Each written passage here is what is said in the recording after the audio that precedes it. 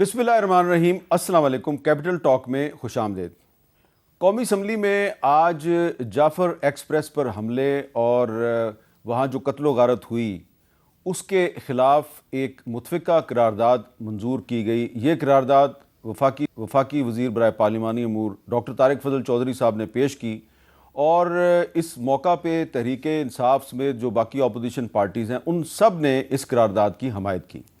جو قرارداد ہے اس میں کیا کہا گیا ہے؟ قرارداد میں یہ کہا گیا ہے کہ ایکسپریس کا جو واقعہ ہے اس کی اور دیگر دہشت گردی کے واقعات کی ہم شدید مذمت کرتے ہیں۔ کسی گروپ یا فرد کو قومی امن اور خوشحالی کو تباہ کرنے کی اجازت نہیں دی جائے گی۔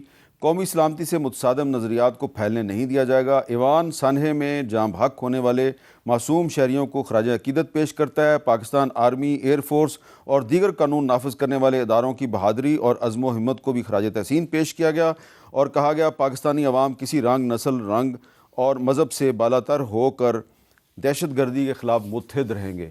تو یہ قرارداد تو بہت اچھی تھی اور متفقہ طور پہ منظور ہو گئی، لیکن اس کے بعد بھی ہم نے دیکھا کہ قومی اسمبلی میں حکومت اور اپوزیشن کے درمیان اس معاملے پہ کافی سخت جملوں کا تبادلہ ہوتا رہا، بلکہ یہ بھی الزام لگایا گیا وزیر دفاع خواجہ آصف صاحب کی طرف سے کہ تحریک انصاف جو ہے وہ تو دہشت گردوں کی حمایت کر رہی ہے۔ تو یہ جو قرارداد ہے اس کی کیا اہمیت ہے اور اس کے منظور ہونے سے کیا فرق پڑے گا؟ اس پہ گفتگو کے لیے ہمارے ساتھ موجود ہیں جناب ڈاکٹر طارق فضل چودھری صاحب، وفاقی وزیر برائے پارلیمانی امور، اور جناب صاحبزادہ حامد رضا صاحب کی تعارف کے محتاج نہیں، سربراہ سنی اتحاد کونسل۔ آج اڈیالہ جیل راولپنڈی گئے تھے ملاقات کے لیے، پتہ نہیں ان کی ملاقات ہوئی یا نہیں ہوئی، یہ بھی ان سے پوچھیں گے۔ ڈاکٹر صاحب، یہ جو قرارداد ہے آپ نے پیش کی یہ منظور تو ہو گئی، لیکن اس کے باوجود جو ایوان میں ماحول تھا وہ ویسا نہیں تھا جیسا ہونا چاہیے۔ اس قرارداد کی اہمیت کیا ہے؟ بسم اللہ الرحمن الرحیم۔ میری صاحب، یہ جو قرارداد ہے، یہ پہلی بات تو یہ ہے کہ بڑا قابل ستائش ہے کہ ہماری تمام اتحادی جماعتوں نے بھی اور اس کے ساتھ ساتھ اپوزیشن نے بھی اس پہ نہ صرف دستخط کیے بلکہ متفقہ طور پہ اسے پاس کیا۔ دیکھیے، اس کے تین جو ہیں وہ حصے ہیں قرارداد کے۔ پہلا حصہ یہ ہے کہ جو بے گناہ قیمتی انسانی جانوں کا جعفر ایکسپریس پہ جو حملہ ہوا، اس میں جو نقصان ہوا، جس میں ہمارے ایف سی کے جوان بھی تھے اور ہمارے مسافر بھی تھے، ان تمام خاندانوں کے ساتھ اظہار ہمدردی اور اظہار یکجہتی۔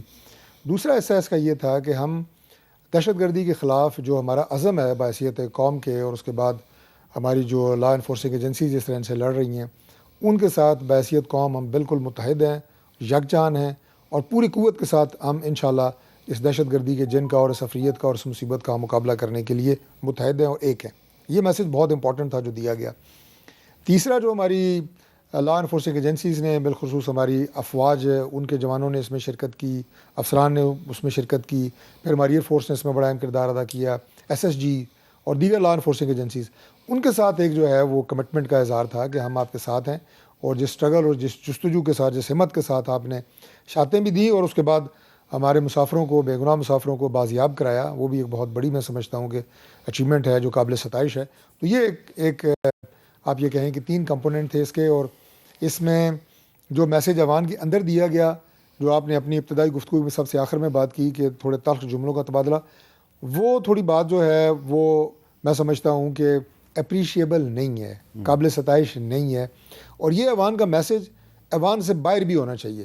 ہم جب آج آپ کے پروگرام میں بیٹھے ہیں، یہاں سے بھی میسج یہ جانا چاہیے کہ پاکستان کے نیشنل ایشوز کے لیے ہم اکٹھے ہیں، اپوزیشن بھی، گورنمنٹ بھی، تمام اتحادی جماعتیں، اور یہ آپ کو جو ہے یہ گلی گلی، محلے محلے یہ میسج ہونا چاہیے، تب آپ مقابلہ کر سکتے ہیں۔ اس میں نا ایک کنٹراڈکشن پیدا ہو گئی۔ صاحبزادہ حامد رضا صاحب، آپ بھی ایوان میں موجود تھے کہ ایک طرف آپ ایک متفقہ قرارداد منظور کر رہے ہیں، اس میں آپ کی جو سائیڈ ہے ادھر سے بھی مذمت کی جا رہی ہے، اور میرے پاس قرارداد ہے، اس میں تو واضح طور پہ دستخط کیے ہوئے ہیں آپ کے ساتھیوں نے، اور اس میں بہت سے لوگ ہیں، لیکن جب وزیر دفاع خواجہ آصف صاحب جو ہیں، جب وہ یہ کہتے ہیں کہ بھئی یہ تو جو اشارہ کر کے اپوزیشن کی طرف، یہ تو دہشت گردوں کے ساتھی ہیں، تو پھر یہ قرارداد کی اہمیت ختم ہو جاتی ہے۔ دیکھیں خواجہ صاحب کے الفاظ کیا ہیں۔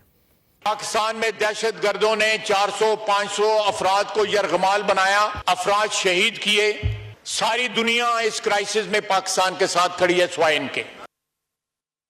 اب یہ انہوں نے کیوں کہا جی؟ خواجہ آصف صاحب نے کیا اس لیے کہا کہ سوشل میڈیا پہ جو آپ کے سپورٹرز ہیں انہوں نے گلوریفائی کیا ہے دہشت گردوں کو، ان کا خیال یہ ہے۔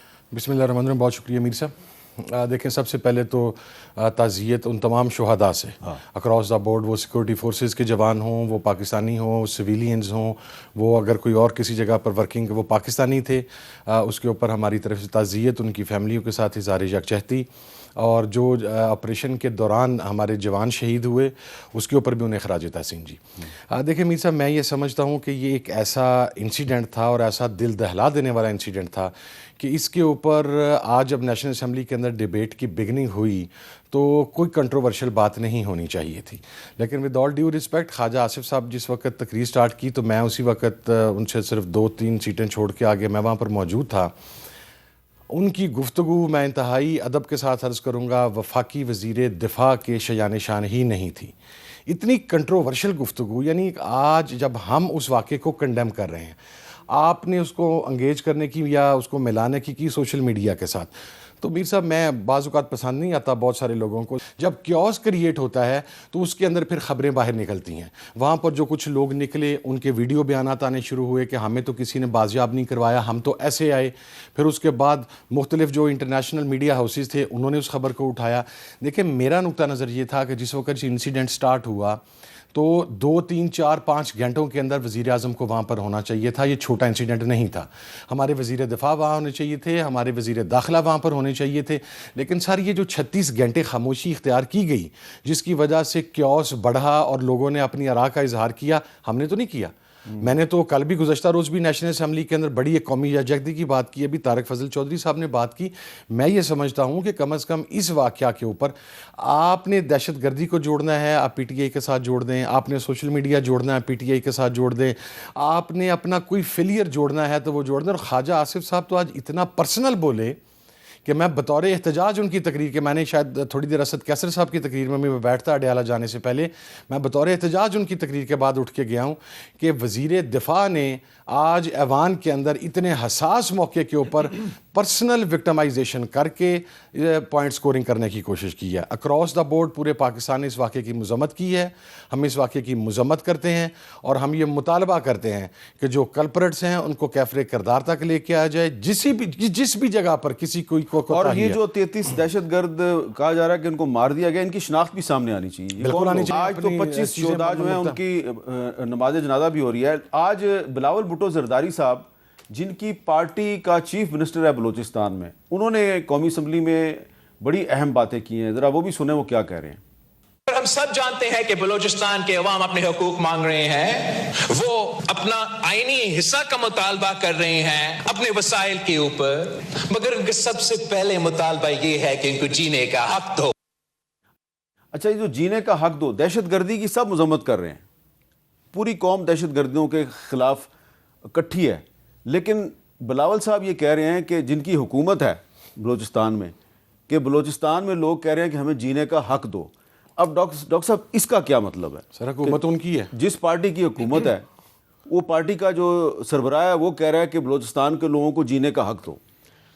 دیکھیے میں سمجھتا ہوں کہ بلاول صاحب کی اسٹیٹمنٹ پہ ہمیں انہیں اپریشیٹ کرنا چاہیے، خراج تحسین پیش کرنا چاہیے کہ اس صوبے میں اپنی حکومت ہونے کے باوجود وہ حق اور سچ کی بات کر رہے ہیں، اور حق اور سچ کی بات یہ ہے کہ یہ صرف بلوچستان میں مسئلہ ان کی حکومت جو ہے یا 2024 کے الیکشن کے بعد کی جو حکومت وہاں پہ صوبے میں بنی ہے پیپلز پارٹی کی، اس کے بعد کا پیدا کردہ نہیں ہے۔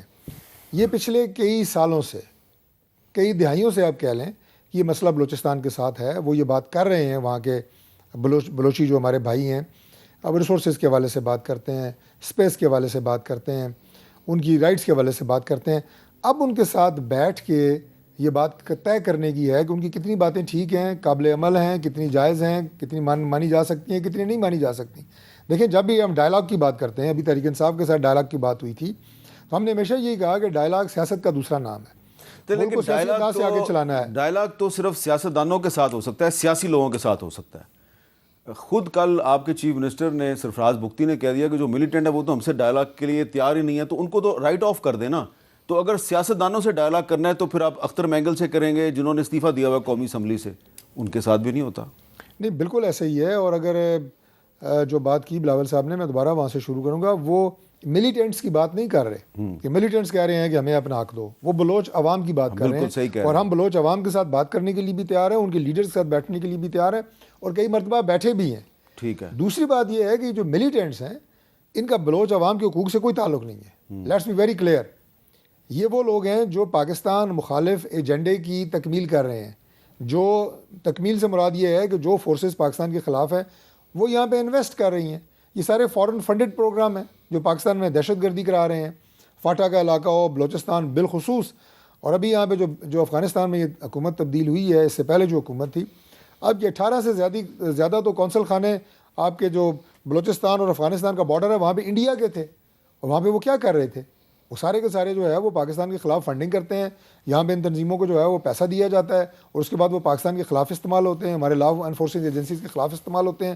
یہ بات تو کوئی ڈھکی چھپی نہیں ہے. ابھی آپ دیکھیں کہ جب یہ واقعہ ہوا جعفر ایکسپریس کا، تو ایک تو جو بات کی پیر صاحب نے، دیکھیں پہلے 3-4 گھنٹے کے بعد، کیونکہ ظاہر ہے فار فلنگ ایریا ہے، وہاں پہ کوئی اس طرح کے ریسورسز نہیں ہے ڈائریکٹ پہنچنے کے، ریگولرلی بریف کیا جاتا رہا ہمارے D G I S P R کی طرف سے اور ہمارے جو ہے وہ ان اداروں کی طرف سے جو براہ راست اس آپریشن کو مانیٹر بھی کر رہے تھے کہ اب پوزیشن یہ ہے، یہاں تک کامیابی ہو گئی ہے، اتنے مسافر بازیاب ہو گئے ہیں، اتنے لوگ جو ہیں وہ کڈنیپ ہیں، سوئسائڈر بامبرز ہیں، انہوں نے عورتوں اور بچوں کو شیلڈ لگایا ہوا ہے.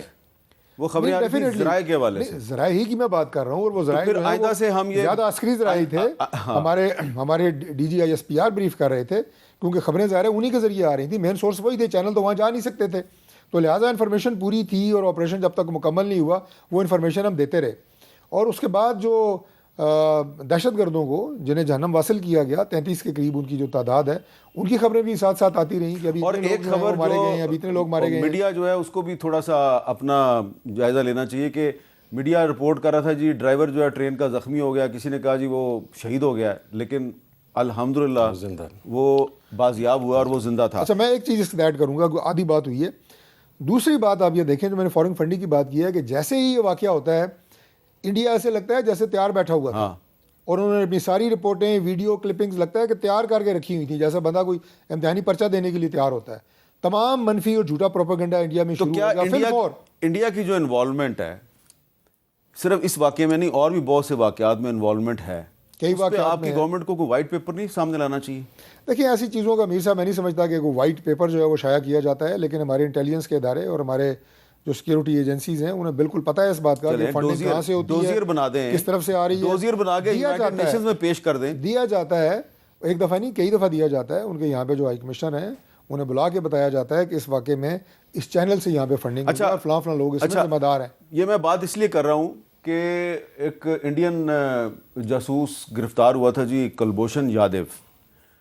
تو کلبھوشن یادیو جو ہے وہ اس چیز کا ثبوت ہے کہ پاکستان میں جو انڈیا کی ایکٹیویٹیز ہیں اس کو گرفتار کیا گیا، اور جن لوگوں نے اس کو گرفتار کروایا بلوچستان میں ان لوگوں کی آج بھی ٹارگٹ کلنگ ہو رہی ہے بلوچستان میں. چند دن پہلے ہوئی ہے. ایک عالم دین جن کا تعلق JUIF سے ہے ان کو شہید کر دیا گیا. تو صاحبزادہ صاحب یہ آپ اس کے بارے میں کیا کہیں گے کہ چلے ٹھیک ہے پاکستان جو ہے وہ دفتر خارجہ جو ہے وہ انڈیا کا نام لے لیتا ہے، لیکن مجھے بھی پتہ ہے آپ کو بھی پتہ ہے کہ انڈیا کی انوالومنٹ جو ہے اس کو سامنے لانے کے لیے کچھ ایویڈنس جو ہے وہ بھی تو پیش کرنی چاہیے جو کہ ہے ہمارے پاس. جی میر صاحب آپ بالکل صحیح کہہ رہے ہیں جی. میں آپ کو ایک بات عرض کروں جی، میں بڑا کانسٹنٹ ٹریولر ہوں بلوچستان کا جی، اور آپ تو بہت آگے تک بلوچستان میں جاتے رہے ہیں، رپورٹنگ کرتے رہے ہیں بہت سارے انسیڈنٹس کی. سر میں گزشتہ 4 ماہ سے چیخ رہا تھا کہ سبی بولان روڈ کے اوپر BLA کا قبضہ ہے. میں BLA کو ایک دہشت گرد تنظیم مانتا ہوں، پہلے میں یہ کلیئر کر دوں جی تاکہ بات پھر کہیں اور نہ لے لی جائے. میں اسے ایک دہشت گرد تنظیم مانتا ہوں جو اینٹی اسٹیٹ ہے. ہمارے سٹنگ MPA وہاں پہ جو ٹرانسپورٹ کے پارلیمانی سیکٹری بھی ہیں انہیں وہاں سے اتارا جاتا ہے، ان کے گن مینوں کو ڈی ویپنائز کیا جاتا ہے، اور پھر بڑی انسلٹنگ ویڈیوز CM ہاؤس بھجوائی جاتی ہیں کہ یہاں پر اس جگہ پہ کھڑے ہیں، آ کے لیا جاتا ہے تو لے لو. لیکن ہمارے چیف منسٹر صاحب فرماتے ہیں کہ every thing is under control, اور وزیر داخلہ صاحب تو فرماتے ہیں کہ SHO کی مارتے. ابھی بھی سر میں آپ کو عرض کر دوں یہ ایک اٹیمپٹ ہو رہا ہے برٹش پارلیمنٹ کے اندر بلوچستان کا ایشو ڈسکس کیا جانا، اور کچھ انٹرنیشنل چینلز جو ہیں انہوں نے جس طرح پرو ایکٹیو ہو کے اس پورے انسیڈنٹ کو کور کیا ہے. something big which آپ دیکھیں وہاں پر اگر انٹرنیشنل فورسز آتی ہیں اس ایریا میں تو what they will achieve, they are sitting on Iran border, they are sitting on Afghanistan border, all minerals are under their control, they are sitting on Gwadar, they are sitting just 20-25 minutes away from Chabahar and they are sitting on China. 6-7 target achieve کیے جاتے ہیں اگر وہاں پر صرف ایک اڈا بن جائے. سر امریکہ، برطانیہ اور یورپی یونین تینوں نے اس واقعے کی مذمت کی ہے، لیکن سر میں اب اس کے علاوہ بھی کچھ پلیئرز ہیں سر انہوں نے مذمت ضرور کی ہے، لیکن جس طریقے سے اس معاملے کو اٹھایا گیا ہے، میں آپ کو آپ بٹوین دا لائنز پڑھتے ہیں سر، جو اقوام متحدہ کی طرف سے اس کی کنڈمنیشن آئی ہے اس کے اندر 2 ورڈز بڑے میرے لیے بڑے حیران کن تھے کہ ہم بلوچستان کے اندرونی مسئلے پر گہری نظر رکھے ہوئے ہیں.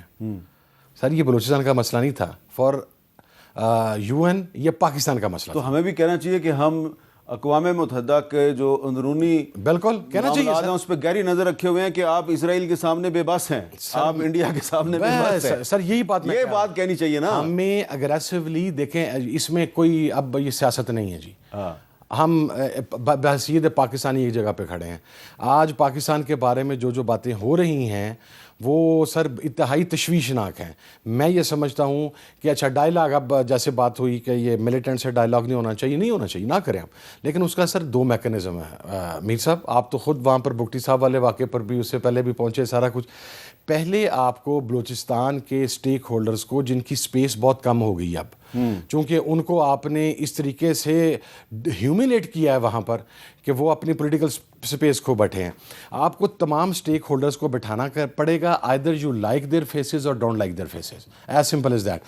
انہیں بیٹھ کے آپ کہیں کہ you have 2 days, you have 3 days. Doctor Tariq فضل چودھری صاحب، آپ کی پارٹی کے جو قائد ہیں نواز شریف صاحب، بلوچستان کے بارے میں ان کی کچھ انڈرسٹینڈنگ اور جو ماضی کے ان کے بیانات ہیں وہ یہ تقاضا کرتے ہیں کہ بلوچستان کے معاملے پہ آج بھی ہم ان کی باتیں جو ہیں وہ دوبارہ سنیں. میں صرف ان کا ایک کلپ آپ کو سنوانا چاہتا ہوں. بلوچستان پر جو گزرتی رہی ہے وہ ایک نہایت افسوسناک کہانی ہے. مری، بگٹی، بزنجو اور دیگر قبائل کے ساتھ جو سلوک کیا جاتا رہا، بلکہ جو اب تک ہو رہا ہے، وہ ہم سب کے لیے انتہائی دکھ اور رنج کا باعث. غداری کا لیبل ہر اس شخص کے ماتھے پر چشمہ کر دیا گیا جس نے سر اٹھا کر بات کرنے کی کوشش کی، جس نے ظلم و ستم کے خلاف احتجاج کیا اور جس نے آزاد قوم کا آزاد شہری ہونے کا حوصلہ کیا. وہ صرف اس لیے باغی اور غدار قرار پائے کہ انہوں نے اپنے آئینی حقوق کے لیے آواز اٹھائی، اور کچھ قتل ہو گئے، کچھ ہمیشہ کے لیے لاپتہ کر دیے گئے. ان کی قبروں تک کا کوئی نام و نشان نہیں ہے. گم شدہ افراد کا مسئلہ آج بھی ہے. ہمارے ہم وطن آج بھی اٹھائے جا رہے ہیں. کچھ پتہ نہیں انہیں آسمان کھا گیا یا زمین نکل گئی. میں جب بھی گم شدہ افراد کی دکھی ماؤں، روتی ہوئی بہنوں، بیٹیوں اور پریشان حال بچوں کو دیکھتا ہوں تو بے حد تکلیف ہوتی ہے. ڈاکٹر صاحب، یہ جو نواز شریف صاحب نے 2020 میں بات کی تھی 5 سال پہلے، آپ کے خیال میں کیا آج بھی ان کی باتیں جو ہیں وہ حالات کے عین مطابق نہیں ہیں؟ دیکھیے میاں نواز شریف صاحب نے جب یہ 2020 میں، اور یہ غالباً یہ جلسے کی تقریر ہے تو مجھے یاد ہے میں اس جلسے میں بھی شریک تھا. دیکھیے میاں صاحب کا اپنا جو دور ہے، ذرا تھوڑا سا اس ریفرنس لے کے وہاں سے چلتے ہیں اور یہاں تک آتے ہیں 2013 سے 18 تک کا دور. اس میں میاں صاحب نے بلوچستان کی تمام پارٹیوں کو اپنا اتحادی پارٹی بنا کے اپنے ساتھ گورنمنٹ میں ساتھ شامل. ڈاکٹر محمد عبد المالک صاحب کو چیف منسٹر بنایا. حالانکہ وہاں پہ ہماری اکثریت تھی اور ہمارے جو PMLN کے لوگ تھے بلوچستان میں، ہماری جو پارلیمانی پارٹی تھی، ان کی ضد تھی کہ پہلے ہم بنیں گے چیف منسٹر، جو کہ اب پیپلز پارٹی میں ہے، جو کہ بعد میں ہماری جماعت کی ناراضگی یہ بھی ایک مسئلہ ہے نا بلوچستان کا. جی، تو اس وقت ہم نے انہیں آنر دیا. آج بھی نیشنل پارٹی جو ہے وہ ہمارے ساتھ قومی اسمبلی میں ہماری اتحادی جماعت ہے. ڈاکٹر عبد المالک صاحب کی پلین بلوچ ان کے MN ہیں، ہمارے ساتھ بیٹھتے ہیں. تو ہماری اس وقت بھی خواہش رہی ہے PMLN کی، ہماری تمام قیادت کی آج بھی یہ خواہش ہے کہ بلوچستان کے جتنے ہمارے بہن ہیں، بھائی ہیں، لیڈرز ہیں، ان کے خدشات کو دور کیا جائے. میں تو اس کو اس طرح سمرائز کروں گا، اس کی تفصیلات جو بھی ہیں، اس میں کتنے قابل حل معاملات ہیں، کون سے معاملات کے سطح حل ہو سکتے ہیں، انہیں حل کیا جائے. اور میں سمجھتا ہوں کہ اس کے اوپر کنسنسس موجود ہے. لیکن بات یہ ہے کہ آج جو بلاول صاحب نے وہ دوسری بات کی، ذرا وہ بھی آپ اگر تھوڑی سے کلپ سنا دیتے ہیں، کہ انہوں نے پاکستان کے تمام جو سنگین ترین مسائل ہیں ان کا ذکر کیا، اور زرداری صاحب کی پریزیڈنٹ کی سپیچ کا ذکر کیا کہ انہوں نے فلاں مسائل کو اجاگر کیا. لیکن ان کا جواب جو ہے وہ اسمبلی میں ایک ہی نعرے سے آ رہا تھا کہ قیدی نمبر 804. میرے کہنے کا مطلب یہ ہے کہ یہ ان کا مکمل رائٹ ہے. ہم اپنی لیڈرشپ کے خلاف جو مشکل حالات کے ساتھ کھڑے نہیں رہے, لڑتے رہے, مشکلات اٹھاتے رہے, ان کا پورا رائٹ ہے.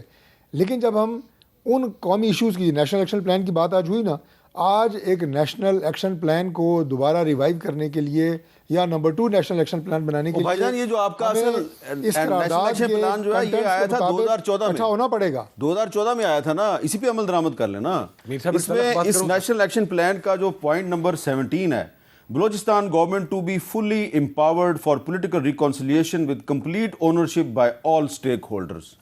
یہ بات جو وہ بھی کر رہے تھے یہ بات آپ بھی کر رہے ہیں, بالکل کر رہے ہیں. آپ کی ریزولوشن بھی یہی کہتی ہے, نیشنل ایکشن پلان بھی یہی کہتا ہے, لیکن ہم نے اس کو فراموش کر دیا. اس پہ مزید بات کرتے ہیں جی. ایک مجھے وقفہ لینا, وقفے کے بعد دوبارہ ملتے ہیں.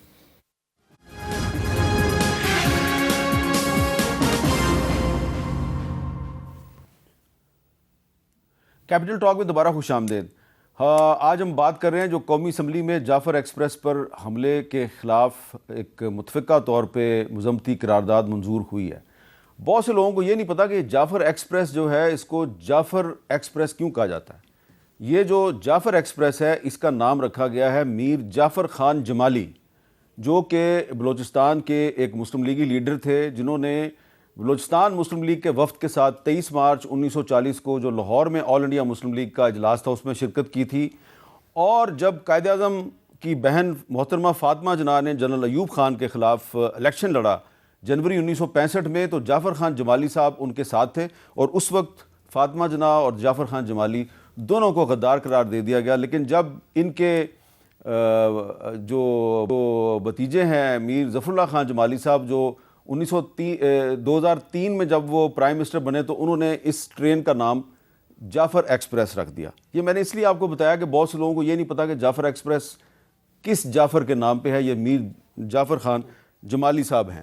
تو اب جعفر خان جمالی صاحب کو بھی ایک زمانے میں غدار قرار دیا گیا. پھر آپ کو یاد ہوگا مسلم لیگ نون کی حکومت تھی 2014 میں, تو ایک اور ٹرین چلی تھی اکبر بگٹی, ہاں جی, اکبر بگٹی ایکسپریس. آپ نوروز سے لے کے کہاں تک آئے, وہ بھی بند ہو گئی. بالکل. تو یہ جو نواز شریف صاحب نے جو بات کیا ہے کہ جو بھی حقوق کی بات کرتا ہے اس کو غدار قرار دے دیا جاتا ہے, یہ جو روایت ہے ہماری, یہ کیسے ختم ہو سکتی ہے؟ میر صاحب دیکھیں, میں سمجھتا ہوں 2 چیزیں ضروری ہیں سر. میں نیشنل ایکشن پلان کے اوپر with all due respect to all the ones جنہوں نے یہ بنایا تھا, میں یہ سمجھتا ہوں کہ یہ امپلیمنٹ ہو ہی نہیں سکتا. ٹھیک ہے. اس کی وجہ یہ ہے کہ یہ صرف سیاستدانوں کا کندھا استعمال کر کے ناکامی ان پر ڈالنے کے لیے ایک پلان ہے, نتھنگ مور دین دیٹ. تو اب ایک نیا نیشنل ایکشن پلان میں سمجھتا ہوں سر کہ ایک نیشنل ڈائیلاگ کی ضرورت ہے. نیشنل ڈائیلاگ کے اندر اپنے اس رویے کے اوپر ندامت کے اظہار کی ضرورت ہے, جس کی بنیاد پر ہم نے لوگوں کو غدار قرار دیا. صرف انہوں نے اپنے رائٹس مانگے تھے. اور اس کے بعد اب اگر آپ نیشنل ایکشن پلان بنائیں تو پھر اس کو آپ یہ اس کی ڈیوریشن رکھیں کہ for the next 20 years no one will come and change it. کیونکہ میر صاحب یہ نیشنل ایکشن پلان شروع ہوا تھا جب طالبان کے خلاف TTP کے خلاف آپریشن شروع ہوا سر. میرے باپ سمیت 80,000 بندہ مارا گیا سر. پھر ہمیں پتہ لگا کہ وہ تو قومی ادارے کے اندر واپس لائے جا رہے ہیں. پھر اس کے بعد پتہ لگا کہ نہیں, اب یہ دوبارہ دہشت گرد ہو گئے ہیں. سر ہمارے جو سیکیورٹی, میں بہت کلیئر ہوں اس معاملے پہ, کسی کی بھی گورنمنٹ ہو, نیشنل ایکشن پلان میں جو سیکیورٹی سے ریلیٹڈ ایشو ہیں یہ صرف ہمارے سیکیورٹی کے ادارے ترتیب دیتے ہیں. سیاستدانوں کے کندھے ہوتے ہیں کہ ناکامی ہوگی تو یو ول بی رسپانسیبل اور you will be held responsible. آج تک اگر نیشنل ایکشن پلان کامیاب نہیں ہو سکا تو اس کے اندر سب سے پہلا قصور ہمارے اداروں کا ہے, کیونکہ اداروں میں ہر نیا آنے والا یہ جو نیشنل ایکشن پلان ہے اس کے تحت ایک ادارہ بنا تھا نیکٹا. ہاں جی. تو نیکٹا میں تو ملٹری اسٹیبلشمنٹ نہیں تھی, اس میں تو زیادہ تر پولیس والے تھے. سر آپ دیکھیں وہ پولیس والے جب لائن ایک سائڈ سے آ رہی ہوتی ہے نا میر صاحب, تو پھر نیچلوں کی کوئی ضرورت نہیں ہے سر. آج اس ملک میں سر آپ کو پروف کر دیتا ہوں, جتنے ملیٹنٹ بینڈ آؤٹ لیٹس تھے یا جو لوگ ملیٹنسی میں اور سیکٹیرین وائلنس میں, ایکسٹریمزم میں, whatever you call it, اس میں ملوث تھے, وہ پولیس اسکواڈز میں ٹریول کرتے ہیں سر. ان کے ساتھ پولیس اسکواڈز چلتی ہیں. وہ لوگ جو ریاست کی بات کرتے ہیں, جو طالبانائزیشن کی مخالفت کی بات کرتے ہیں, جو فرقہ واریت کی مخالفت کی بات کرتے ہیں, وہ نہتے پھر رہے ہیں. انہیں جو مرضی دہشت گرد کسی بھی جگہ پر آ کر جب مرضی مار دے جان سے. یہ تو ہماری ریاست کی سر آپ کا جو عمل ہوتا ہے, جو فیل ہوتا ہے, وہ ظاہر کرتا ہے کہ ایکچولی آپ چاہتے کیا ہیں. اچھا, یہ بڑی اچھی بات ہوئی ہے. ڈاکٹر طارق فضل چودھری صاحب, بلاول صاحب نے نیشنل ایکشن پلان کا ذکر کیا ہے. صاحبزادہ صاحب کہہ رہے ہیں جو 2014 والا نیشنل ایکشن پلان ہے قابل عمل نہیں ہے، تو اس پر اسمبلی میں ڈیبیٹ نہیں ہونی چاہیے کہ ہمیں ایک نیا نیشنل ایکشن پلان یا نیشنل ڈائلاگ چاہیے؟ میر صاحب میرا دل تو نہیں کر رہا تھا، لیکن آپ نے جو خواجہ صاحب کی تقریر تھوڑی دکھائی ہے اس کی بنیادی وجہ یہ ہے کہ یہ جب بھی کوئی اس طرح کا انتہائی سینسٹیو موقع ہوتا ہے جس میں قوم جو ہے وہ بڑی تکلیف اور کرب سے گزر رہی ہوتی ہے اور ہمارے سیکیورٹی کے ادارے جو ہے وہ اپنی جان پہ کھیل کے اس سچویشن کو ڈیزالو کرنے کی بات کرتے ہیں، تو ان کے کچھ لوگ جو ہے مذاق خیز طریقے سے طنز و تضییق کا نشانہ بناتے ہیں ریاست کو بھی اور ہمارے اداروں کو بھی۔ یہ بات ایک مسلمہ حقیقت ہے، یہ میں نے بڑے آپ یہ کہیں کہ انورٹڈ کاماز میں کہا ہے، زیادہ میں بات کر سکتا تھا لیکن میں کروں گا نہیں۔ دوسری بات جو یہ کہہ رہے ہیں جی کہ چلیں یہ ناقابل عمل ہے، میں اگر ان کی بات سے اتفاق کروں تو پھر میری بات سے یہ اتفاق کریں کہ آپ ایک قدم آگے بڑھیں۔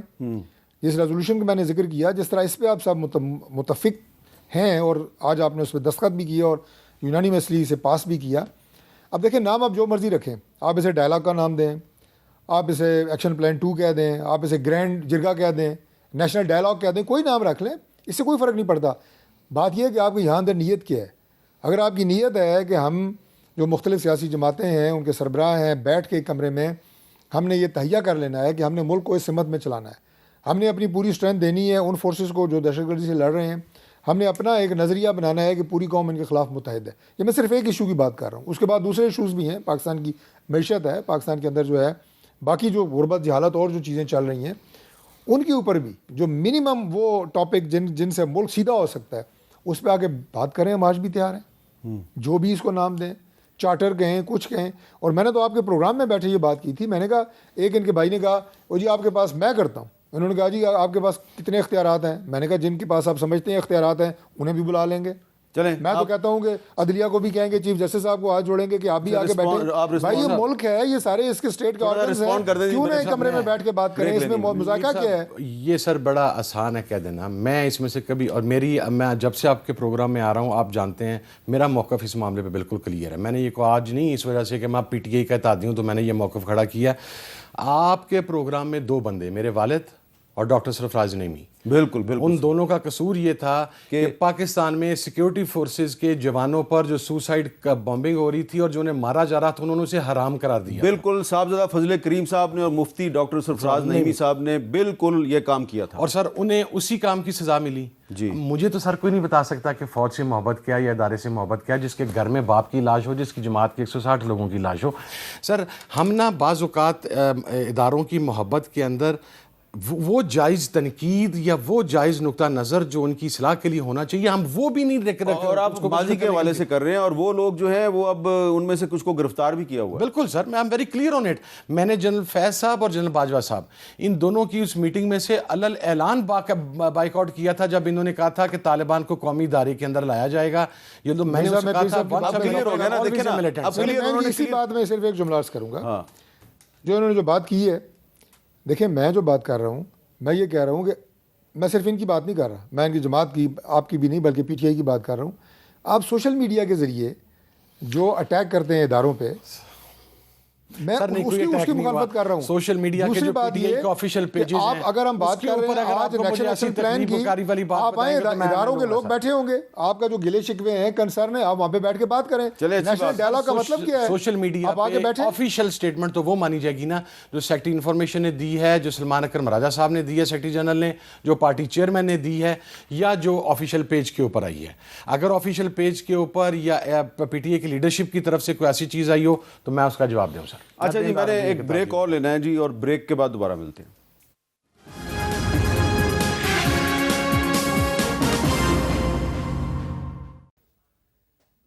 کیپٹل ٹاک میں دوبارہ خوش آمدید۔ بلوچستان کا جو مسئلہ ہے یہ کافی حساس مسئلہ ہے، جب اس پر ہم بات کرتے ہیں نا تو اس کی ایک ہسٹری ہے، اس ہسٹری سے کوئی انکار نہیں کر سکتا۔